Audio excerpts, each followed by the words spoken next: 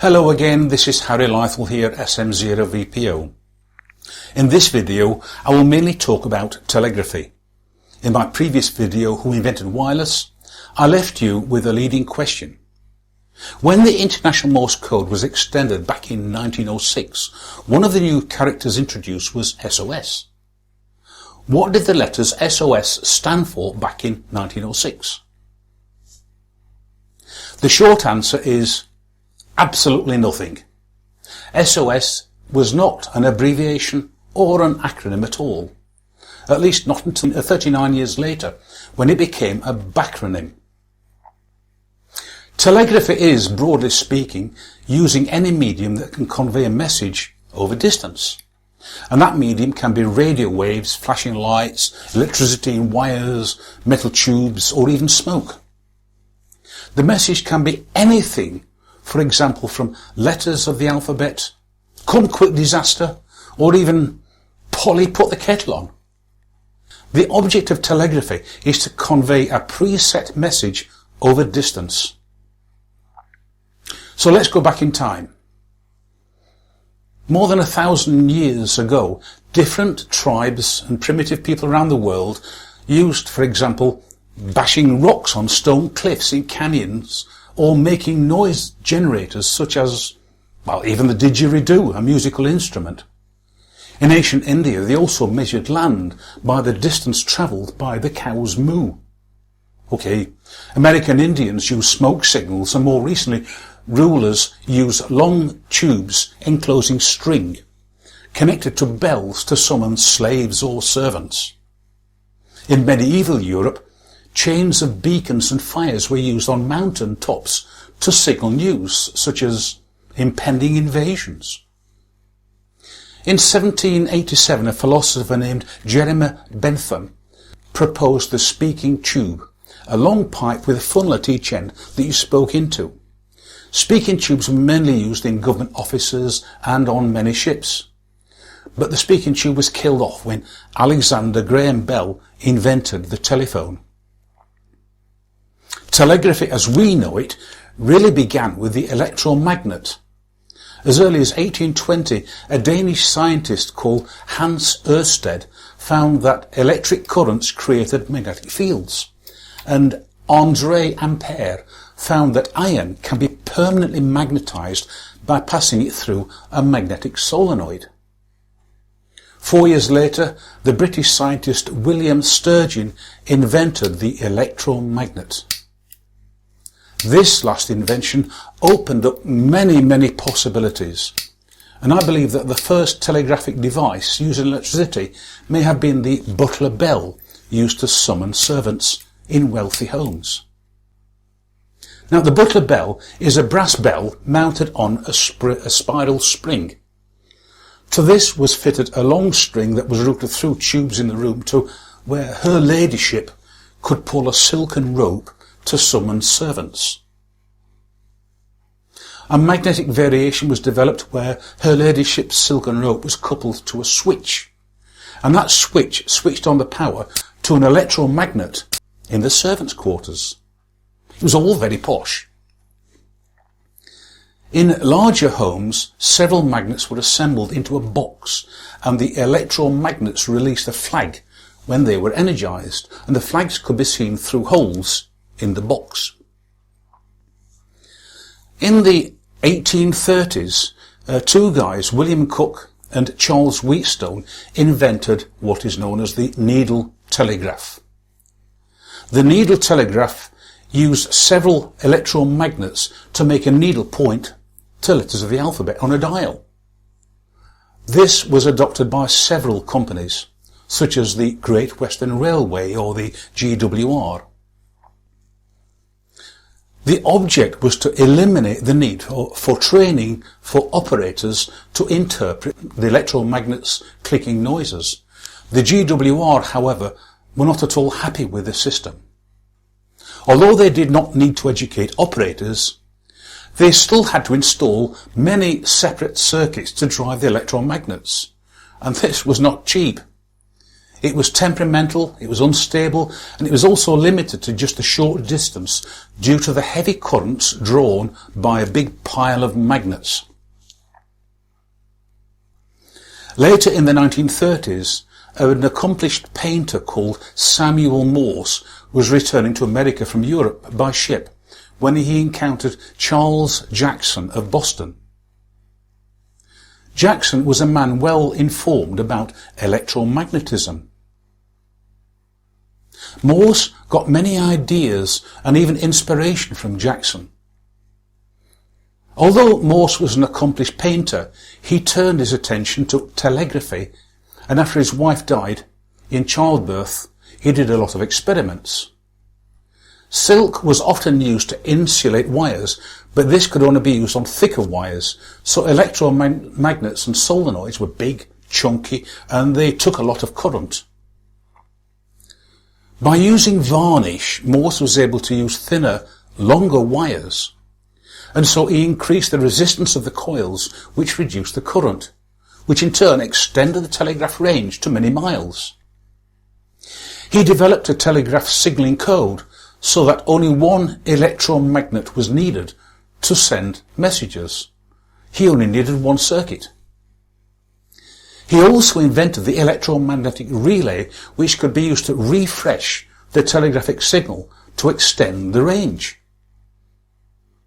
Relays today have not changed very much in over 200 years, except of course the size and the price. Morse's equipment was so simple and reliable that in 1843 the Great Western Railway commissioned him to replace the needle telegraph with his own more simple equipment. With Morse's ideas, the GWR telegraph line was initially extended from Washington to Baltimore. This was a distance of around 40 miles or 60 kilometres. I once read that it was Morse's apprentice who invented the code. Anyway, Morse successfully applied for a patent after his third application. The telegraph had already been invented, but with his relay invention, together with the telegraphy code alphabet, he succeeded. He got his patent. But the Morse code alphabet itself had only 36 characters, with a combination of up to 4 dits or dars, representing the 26 letters of the alphabet. Numbers were represented by 5 elements to represent 1 to 9 and 0. The most common letters of the alphabet used the shortest combination of elements, with E being a single dit, I was just dit, and T being a single dar. This allowed operators to realise maximum transmission speed. But the downside of this is that there was no punctuation or any other special characters. If you wanted to send a full stop or period, for example, then you sent the letters S-T-O-P. Help me, I am in distress was come quick disaster, but that was abbreviated to the 3 characters CQD. CQD was perfect for the Great Western Railway. With only one telegraphic circuit, they knew who was at the other end, and they knew exactly where he was. Even today, the Morse code is still a standard for manual transmission of data, and many radio amateurs, including myself, still use it. Occasionally. Samuel Morse stated that there was no reason why we could not lay a cable under the Atlantic Ocean, but in several short trials it was found to be far too unstable and unreliable.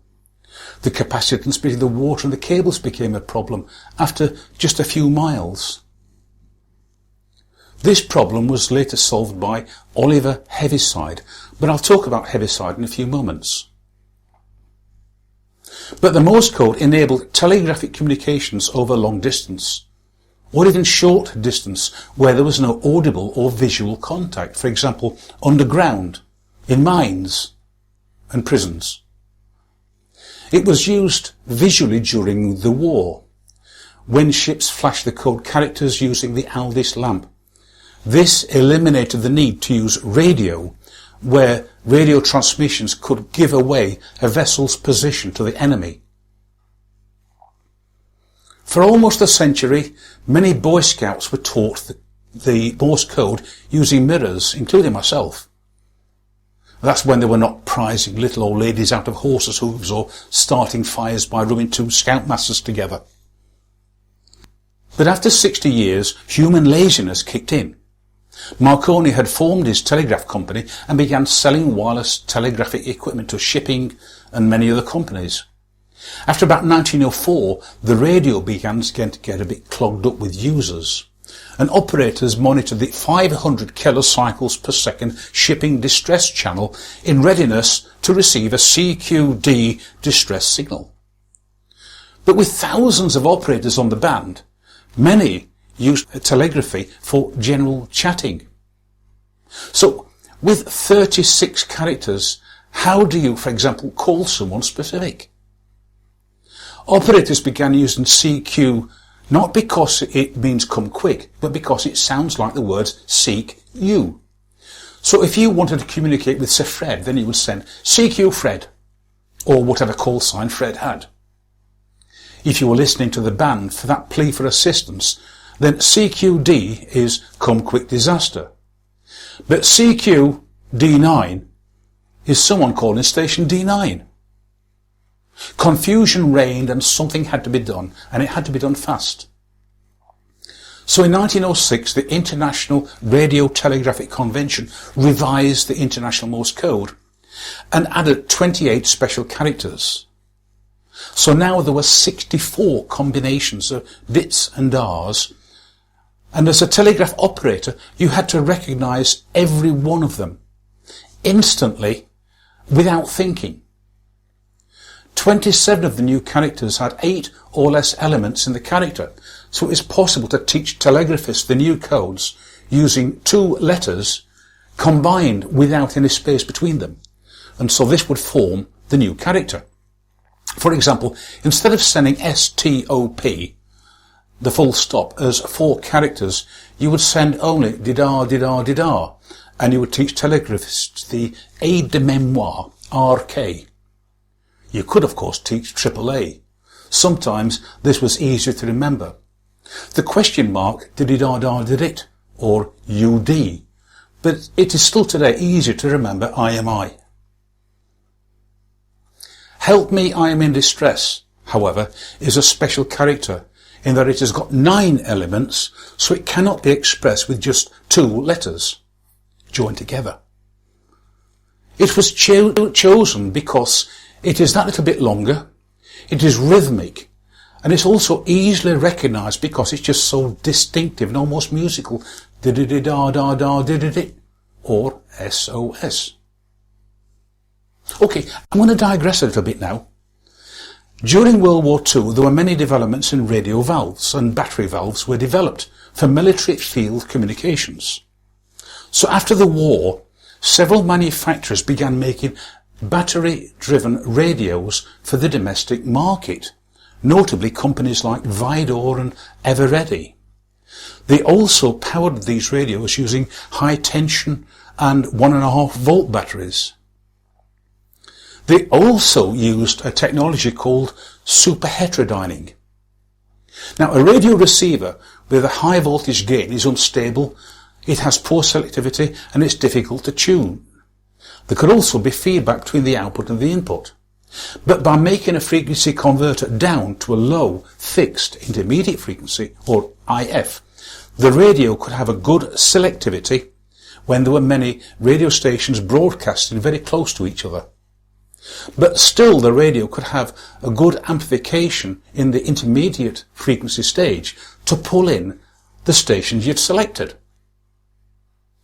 The intermediate frequency chosen was 500 kilocycles per second, which was the shipping distress frequency. These radios would receive the whole of the medium wave band as you tuned through it, but also the fixed shipping distress frequency. The BBC Home Service and other stations undertook public information announcements to educate the general public. If you were sitting at the beach in Cleethorpes and you heard the Morse code interfering with Mrs. Dale's diary, listen to the code. 3 short, 3 long, 3 short is SOS. Please help me, I am in distress. Call the Coast Guard immediately. Remember that code, SOS. Please save our souls. Anyway, let's go back to telegraphy and Oliver Heaviside, who was born in London in 1850. Well, he was self-taught. His occupation areas were electrical engineering, mathematics and physics. He did a lot of work with transmission lines and simple telephony.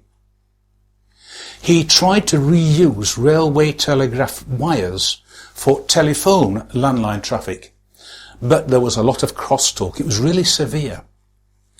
2 parallel wires 30 miles long are an efficient transformer, so there's no privacy between different telephone circuits using the same support poles. Sometimes you didn't even know which conversation you were in. So Oliver Heaviside tried several solutions. Firstly, he used the second return wire instead of the ground or the railway line, but that didn't do much good. Secondly, he twisted the 2 insulated wires together. Now, twisting the pairs gave a big improvement. And thirdly, he made the ground return wire a metal tube and fed the signal wire inside the tube. Bingo! That did the job.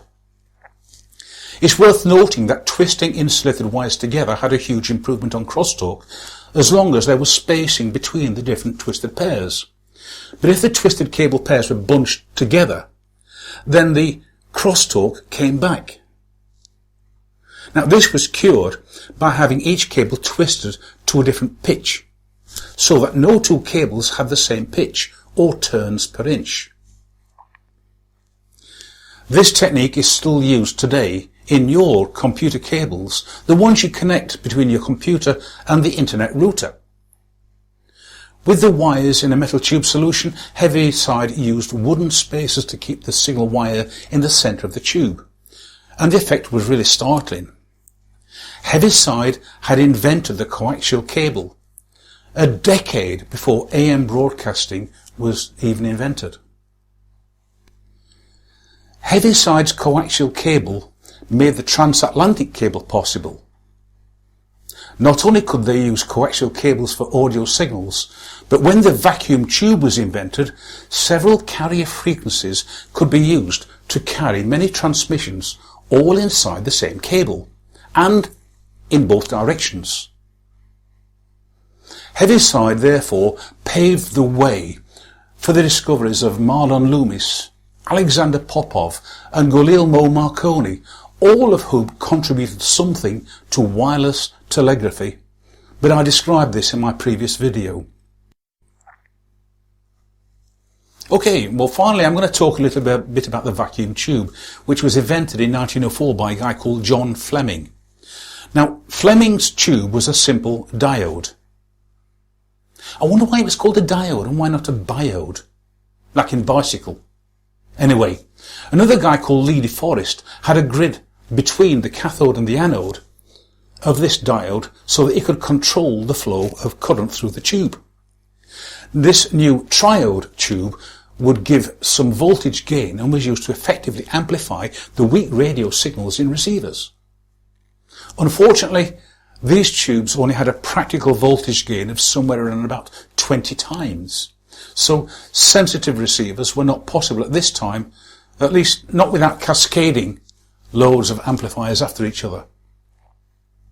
But an American engineer called Edwin Armstrong, who was born in 1890, decided to do something about this. When he died, he had over 40 patents to his name, but it was in 1906 that he turned his attention to the vacuum tube.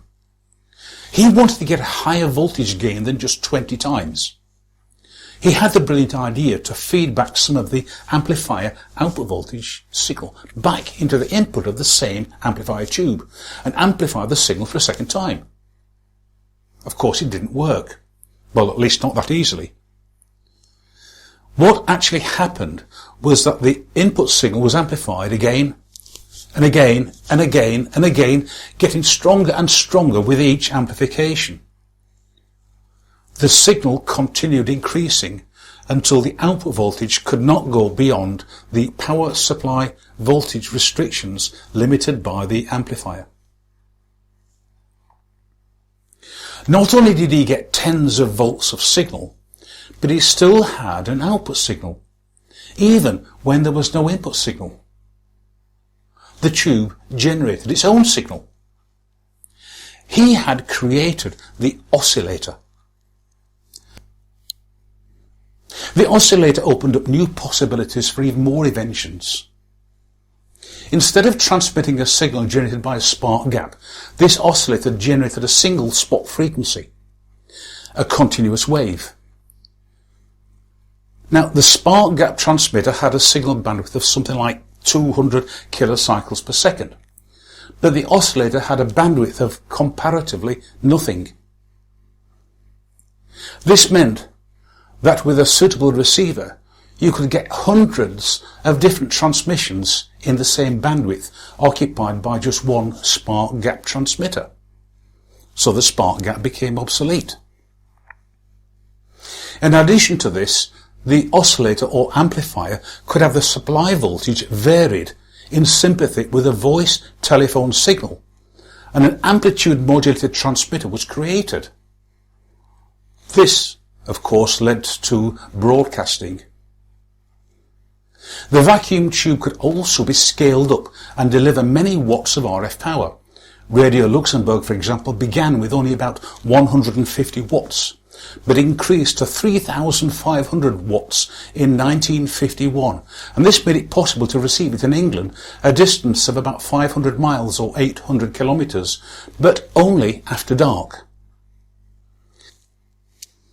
Okay, I've gone on long enough, so I'll give you a brief recap of this video. We have traced the development of telegraphy from early forms of communication like smoke signals and the didgeridoo to the advent of the electromagnet and Morse code. I also discussed the evolution of wireless telegraphy. I highlighted the contributions of Oliver Heaviside and his invention of the coaxial cable, which enabled transatlantic communications. And we concluded with an exploration of the vacuum tube and its role in the development of continuous wave transmissions and even amplitude modulation, and how it permitted broadcasting. So, right now I'm going to take a breather and I will stop talking, I promise. My parents always said that I could talk the leg off an iron pot. I think they were right. So thank you for watching, and I hope that you have learned something.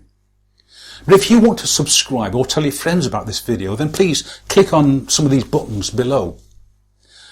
I always try to answer comments, but I am also open to constructive suggestions for future videos.